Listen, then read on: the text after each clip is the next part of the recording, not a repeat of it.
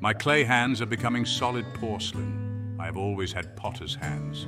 The throwing water absorbs the moisturizing oils of the skin, leaving the hands rough. The clay paste dries and cracks the skin, leaving it red. But now my hands are hardening.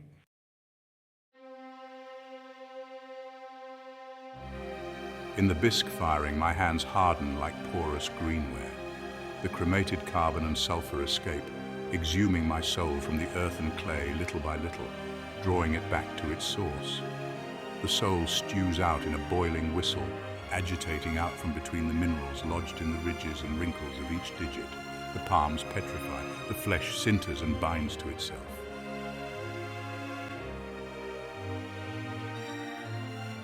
In the glaze firing, my hands glow red as the enamel stiffens and makes the fingers rigid and reflective. The silicate vitrifies and turns to glass. Dust becomes crystal, like a baby's flesh crystallizing into the windows of the eyes. I am born again in the womb of the kiln.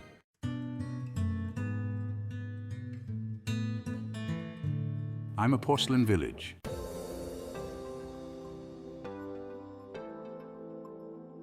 I have received an order for a series of 6 ornate hand-painted vases. It is enough money for Dandan's first semester.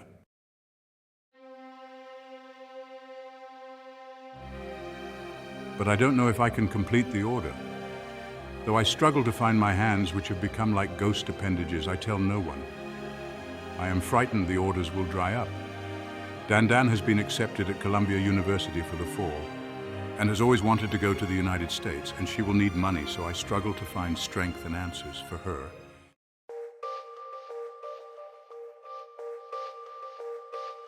But I fear the pull of Tai Yi Shen, the great spirit, the creator god, pulling back the breath of life infused in this jar of clay.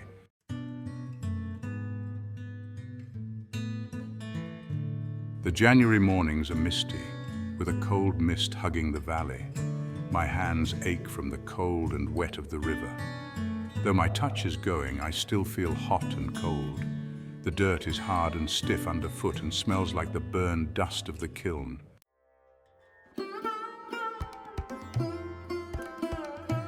I dig clay from the banks of the Jialing River.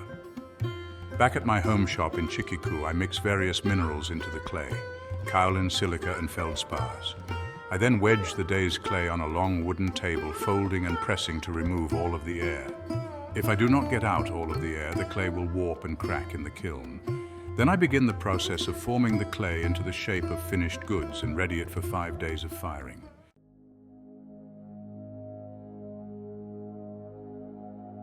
As I mold today's clay into traditional teacups using delicate molds, Dandan brings me my morning tea. It is a jasmine tea. It is a honey orchid oolong tea. It smells of irises and orchids and the misty meadows of the Shikangong mountain.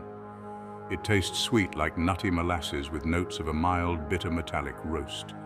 Bright, coppery and clean, with an aftertaste of the esters of bubblegum powder that is distinctive of the jasmine resin when properly brewed. If I'm a simple rice bowl, Dandan is a hand-painted dining set. Dining.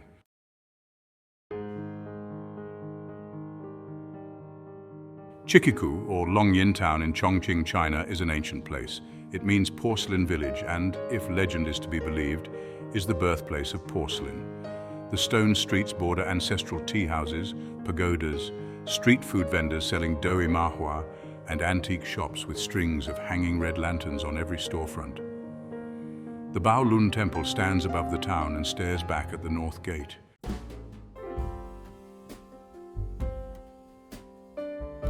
Dandan is excited for the Lantern Festival next week. It will be her last before her travels and her great adventure. Amma, we need to get ready for the Lantern Festival, Dandan says. Baobei, I have a big order I have to fill first, I tell her. Poof, forget about your orders, Amma. I am making the tang yuan. I went to the market before and I have everything. Brown sugar, sesame seed, walnut and bean paste. And lots of rice, she says. You go in and start without me, New. I have to go down to the market and see Dr. Louis Zhou about the pain in my hands, I say. It is so beautiful in the market this time of year. I will miss all of the red lanterns. You know what the old legend says the reason is for the red lanterns, Dandan says, wanting to tell me for the 1100th time. No, Bao Bei, what is it? I humor her. The Jade Emperor sensed an uprising when his favorite crane was killed by his villagers. He resolved to destroy the old village on the 15th day of the lunar year, the night of the new moon, the Yuan Xiaojie. But his daughter overheard his plan. The princess was in love with a poor fisherman's boy in the village. Knowing what was going to happen, she warned the villagers to put up red lanterns all over town. Then she fooled her father, telling him that the gods had already burned the village. And so every year we use the red lantern to symbolize the mercy of a young girl that overthrows the ill-fated curse of a tyrannical lord and to pray for Yuan Yue. A fortunate new beginning, Dandan says, her face bright with a satisfied smile. You will have your own bright new beginning soon enough. Now go finish making the tang yuan. Oh, Amma, you have had pain in your hands all your life. Come help me with the rice balls, Dandan pleaded. Later, Bao Bei, later, I say.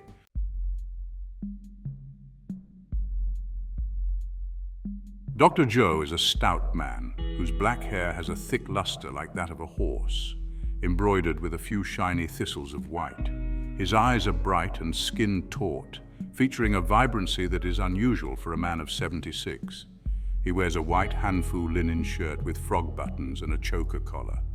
He smells of licorice and lemon and carries himself in a calm, exacting manner. Nushi Yuchi, what is bothering you? He asks. I am losing feeling in my hands, losing touch, I tell him. Oh, Jane, that must be terrifying for you, he says, taking my right hand and needling it in a form of massage, pulling on the fingers and working his way down each of the bones of the hand, and pressing and squeezing my thumb. Your energy is very weak in these hands. When I'm working with the clay, I can't feel where my hand ends and the clay begins, and sometimes I look down and my hands are off the wheel, I tell him. Your yin or po can be separated from your spirit. You know the story of Bayu, Zhao Hun, the calling back of the soul. But I have no delirium. There are no devils hiding in my closets. I say maybe no devils, but Dandan is your heart. She is going to New York soon. Your essence is cold as marrow is cold. Your yang is unstable. But like cures like, you must steal a heart to replace lost heart, or you will lose all feeling and body and spirit will be parted forever, Dr. Zhou says. Zhao Hundun Erpo Tianhuang, cure for cold body. Bore open chaos and destroy heaven's neglect, he adds with a wry grin that only a very old man can pull off. You want me to take a lover at 67, I say, perplexed. And then joke, Dr. Zhou, are you flirting with me? Take a lover, adopt a stray dog, whatever it takes to bring feeling back in balance. One more thing, Nushi Yuchi, get yourself some warm clothes. There will be snow for the Yuan Xiaojie. All week there have been clouds over the moon.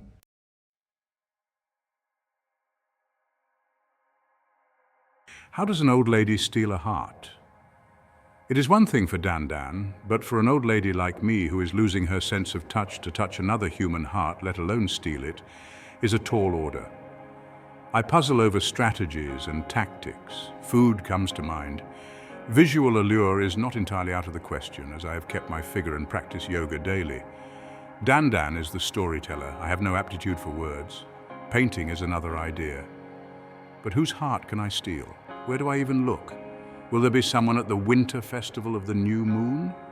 The mail lady delivers my mail and the check for the 6 vases is there just in time. I will have to go later and deposit this and get a traveler's check for the gift. I place the bisqueware on a cookie and begin the process of applying the initial glaze coloring. These large white gourd vases are painted with 3 layers of blue glaze. On the mouth are the petals of opening flowers leading to a border by the lip of the vase. Below, at the bottom of the neck, is another border and a skirt to separate the body of the vase, with branching vines and ornate circular flowers in a fractal design painted circularly around the curves of the vase to create an effect-like movement. I add 2 bluebirds and a hummingbird for added flair. Now for the glaze firing, and then in 3 days the final touches. And I can't forget the final touch of my special gift, the porcelain chest.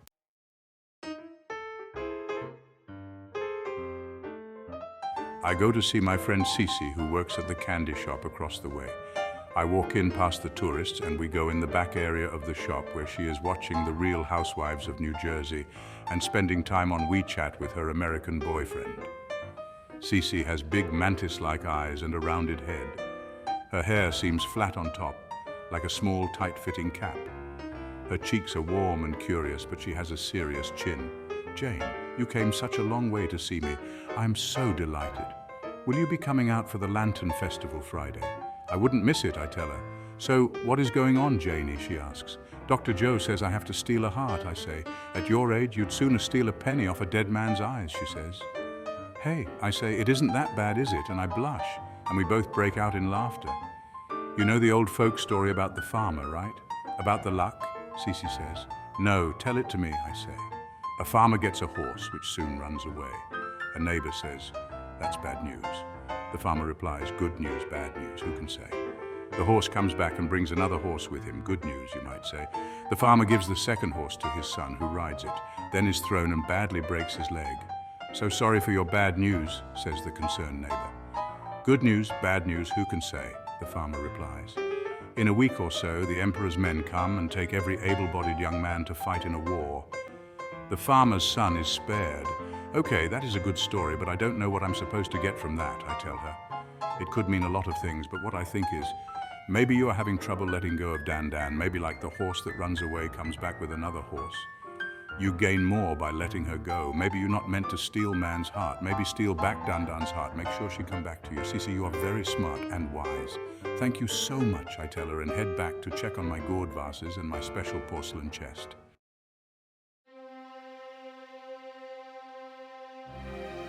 The Chikiku is fully lit with thousands of red lanterns, and the Baolun temple is a shining spire, like a tower of red flames, lit and inscribed with hundreds of sigils, all in ornate calligraphy, hanging down in ribbons from its many eaves and archways and boat-like slanting porticos. Throngs of people crowd the streets. The moon is full in the sky. The brisk wind blows, pulling at their scarves and caps and whistling through the ornamental ribbons covered with calligraphy, the riddles attached to the sky lanterns. Waves of fluffy white snow tumble down in zigzagging waves, making the stone walkways squeak as peals of laughter and chatter echo down the promenade. Everyone is walking down to the river by the Baolun temple, where the launching of the sky lanterns will take place. Amma, if you can answer my riddle, you will shoot the literary tiger and all the pain in your hands will go away, Dandan tells me. Dandan's sky lantern has a cryptic riddle hanging off of it in ornate Chinese calligraphy. I can follow you for thousands of miles and not miss home. I do not fear cold or fire, and I desire neither food nor drink, but I disappear when the sun sets behind the western mountains. Who am I? I think on this a long time. I think I know the answer, but I save this secret and hold it in escrow for later. Happy Yuanyue, Baobei. How did your Tang Yuan come out, I ask. They're dry, Dandan says, sticking the sugary dough in my mouth. I chew and taste the brown sugar and the crunchy walnut and bluey bean curd. Very good, Niu, your best yet. Tuan Tuan Yuan Yuan, I say, reciting the traditional message. Happy reunion, happy family. We will miss this next year, I tell her. Oh, Amma, I will be back to see you. I'm not leaving forever, she says. Say the Kai Deng Chi Fu, prayer for good fortune, that you will be back next year and in good health, I tell her, and she does. We reach the river. The fireworks begin to go off, signaling the beginning of the Fang Tian Deng, the time for the releasing of the sky lanterns with prayers and wishes for the heavens. The snow is coming down now in thick blankets, the drifting flakes shimmering with the light of the moon, and the thousands of lanterns everyone is holding along the banks. I think I know the answer to your riddle, Baobei. Goes for thousands of miles, doesn't get hot or cold, doesn't fear, but disappears with the dying sun. It is a shadow, I tell her. Very good, Amma. You'll have much good fortune this new year, Dandan says.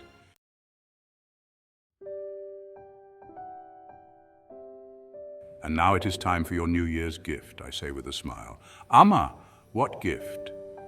You didn't have to get me anything, Dandan says. Oh, Baobei, I am so proud of you and excited for your journey, but I will miss you very much. Here, this is for you. I pull out a porcelain chest crafted in red clay in the shape of a heart, glazed 3 times with a red bright glaze like that of the lanterns. Dandan looks up and smiles and holds the porcelain vest close to her chest. Oh, Amma, this is so sweet. Open it, Niu, I tell her. My hands shake in the cold, but I can scarcely place my fingers. All of the feeling is tingly and tentative, like a spirit without a body, wisping along transparent as air. She opens the hinge of the lid of the chest and looks inside and sees a key with a red ribbon attached to a little gold locket. What is it, Amma? Dandan asks. It is a key to the store, so you can come back any time, even if I am not there. It will always be yours, and a locket to make new memories. Maybe you will meet a friend or a love at school, and be sure to bring them back home to me when you return. Thank you, Amma. I will, of course. You will always be my heart, Dandan says. I feel a tingle in my fingers, where the clay is softening in the warmth of the moment. I can feel the heat of the lantern radiate through my palms and up my forearms. We take the lanterns and hoist them into the air. 1,000 prayers lift into the sky and glow. The red lights blow in the breeze like the spirits of the mountain, snaking along with the gush of the river and the rush of the cold January breeze. I hold Dandan in my arms a long time before we go home.